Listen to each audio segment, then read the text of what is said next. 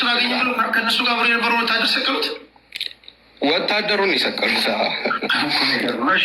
እና ሰላም አለይኩም ወራህመቱላሂ ወበረካቱ። እንዴት ቆያችሁ? ሰሞኑን ቴዲ ቤት የሃይማኖት ውይይት እየተደረገ ነው። እንዳያችሁትም እንደታዘባችሁትም ነው። በውይይቱ ሂደት አንዳንድ ካፊሮች ክርስቲያን ወገኖቻችን በእስልምና ላይ ሲዋሹ እየተስተዋለ ነው። መግቢያ ላይ እንዳሰማችሁ አንድ ካፊር ወገናችን በእስልምና አስተምሮ ኢየሱስ ክርስቶስ አልተሰቀለም ተብሎ ይታመናል። በኢየሱስ ቦታ የተሰቀለ ወታደር ነው ብሎ ያምናሉ ብሎ ቀጥፏል። በኢየሱስ ክርስቶስ ስቅላት ዙሪያ በጣም ብዙ አይነት የተለያዩ ሪዋያዎች አሉ። ነገር ግን ጠንካራው ሪዋያ ይሄ አይደለም። ለማንኛውም በእስልምና ያሉትን የተለያዩ ሪዋያ ማለትም የተለያዩ ዘገባዎችን እንተዋቸውና በራሱ በክርስትናው ዓለም የተለያየ ዘገባ አለ። ኢየሱስ አልተሰቀለም የሚለው ነው ጠንካራው ዘገባ።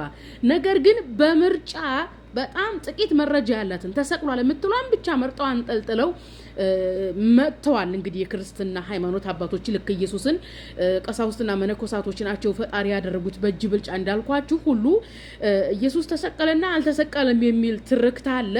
የመረጡት ተሰቀለ የሚለውን ብቻ ነው።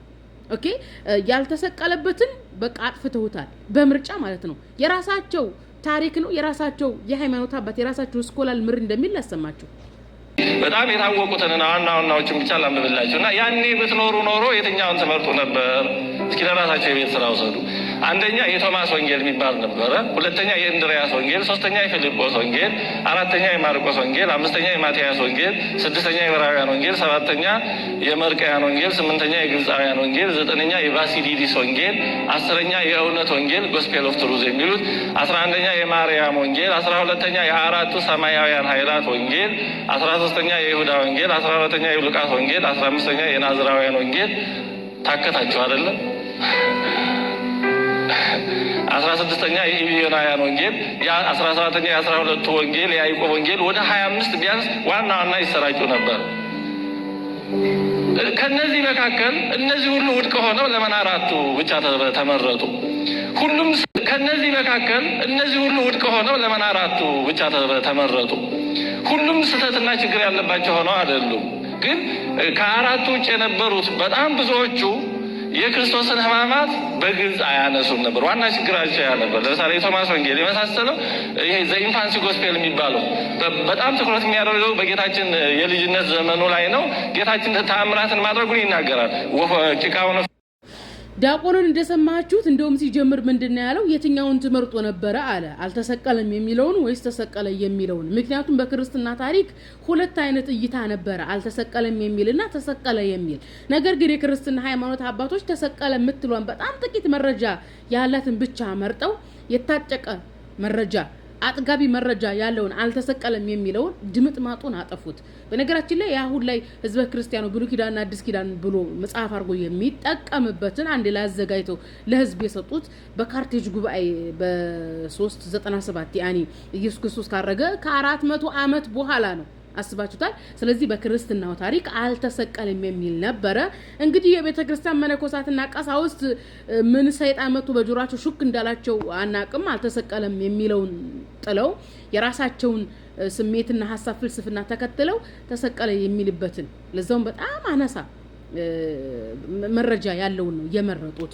ወደ እስልምና ስንመጣ በሱረቱ ኒሳ በሴቶች ምዕራፍ አንቀጽ 157 ላይ አምላካችን አላህ Subhanahu Wa Ta'ala ወማ ቀተሉሁ ወማ ሰለቡሁ ወላኪን ሹቢሀ ለሁም የሚለው ላይ የተለያዩ ሪዋያዎች ማለትም የተለያዩ ማብራሪያ ዘገባዎች አሉ። ነገር ግን ጠንካራው እንደ መረጃ የሚወሰደው ተፍሲር ኢብኑ ከሲር ኢብኑ አባስ መሰረት አድርጎ እንዳብራራው እንግዲህ ኢየሱስ ክርስቶስን ጠላቶች ያሳድዱት ነበረ። ጠላቶቹ ሲያሳድዱት ኢየሱስ ክርስቶስ በሱ የሚያምኑ አማኞችን ሰብስቦ በኔ ቦታ የሚሰቀል ማን ነው? በኔ ቦታ የተሰቀለ በገነት ከኔ ጋር አብሮ ይሆናል ብሎ ሲላቸው ከአማኞች መካከል አንተ የፈጣሪ ነብይ ሆይ፣ አንተ የአላህ መልእክተኛ ሆይ፣ አንተ የአምላክ መልእክተኛ ሆይ እኔ ባንተ ቦታ ተሰቀላለሁኝ ብሎ ፈቃደኛ የሆነ አማኝ እንዳለ በኢየሱስ ቦታ የተሰቀለው አማኝ የሆነ ሰው የተሰቀለበትም ትልቁ ምክንያት ኢየሱስ ከኔ ጋር በገነት ትሆናለህ ብሎ ገነትን ቃል ስለገባለት ለዛ ነው የተሰቀለው እንጂ ካፊሮች እንደሚቀጥፉት በኢየሱስ ቦታ የተሰቀለው ወታደር ነው እንዴት አላህ ንጹህን ሰው ያሰቅላል እያሉ እየቀጠፉ ነው። በነገራችን ላይ ንጹህ ሰው ምናምን የሚባል ነገር የለም። የኢየሱስ ጠላቶች ናቸው ኢየሱስን ሊገሉት የሚፈልጉት። ስለዚህ ለኢየሱስ ጠላቶች ነው ጠበቃ የሚሆኑት ማለት ነው። በዚሁም ተጨማሪ መጽሐፍ ቅዱስ ላይ በዕብራውያን መልእክት ላይ ምዕራፍ 5 ቁጥር 7 ላይ ኢየሱስ ክርስቶስ ከሞት ሊያድነው ወደሚችለው ፈጣሪ እንደጸለየና ጸሎቱ እንደተሰማለት ተቀምጧል። ተግባብተናል።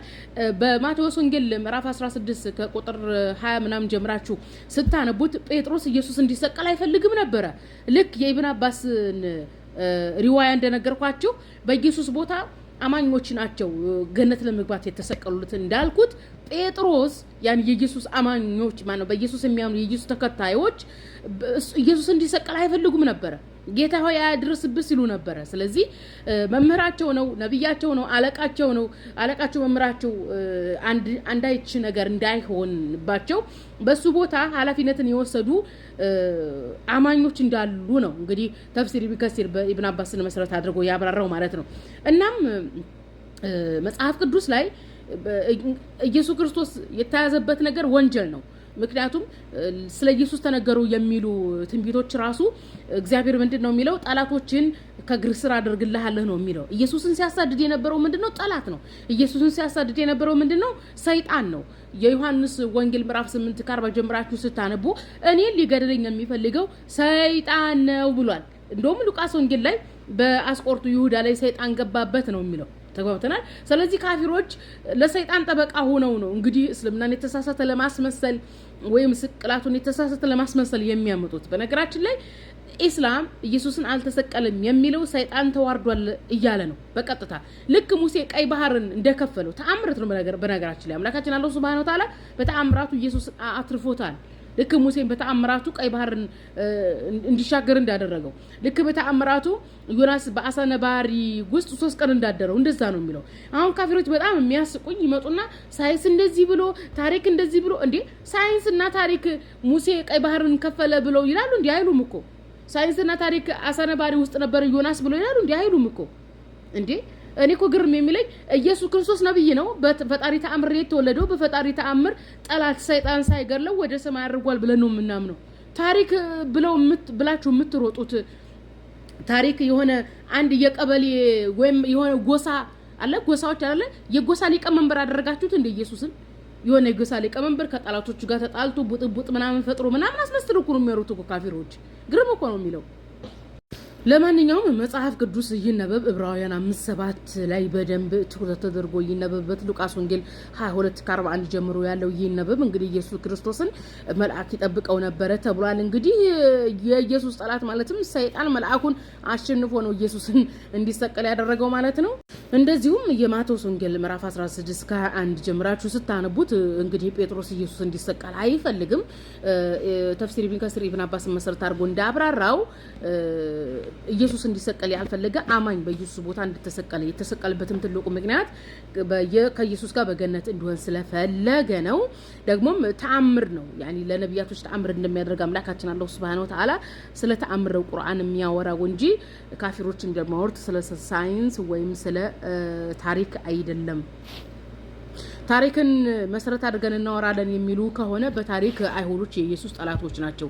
የኢየሱስ ጠላቶች ኢየሱስን ገደል ነው ብለው ያወሩትን አዎ ብለው ከተቀበሉ ክርስቲያን ወገኖቻችን አይሁዶች ኢየሱስን በዝሙት የተወለደ ነው ብለው ይላሉ። ስለዚህ አይሁዶቹን ትክክል ናቸው፣ አዎ ኢየሱስ በዝሙት ተወልዷል የሚል እውቅና እየሰጡ ነው ክርስቲያኖች። አይ ኢየሱስ በዝሙት አልተወለደም አይሁዶች ተሳስተዋል ካሉ ክርስቲያን ወገኖቻችን ኢየሱስን ሰቀል ነው የሚሉትን አይሁዶች ዋሽታችኋል፣ ኢየሱስ አልተሰቀለም ማለት አለባቸው ካፊሮች።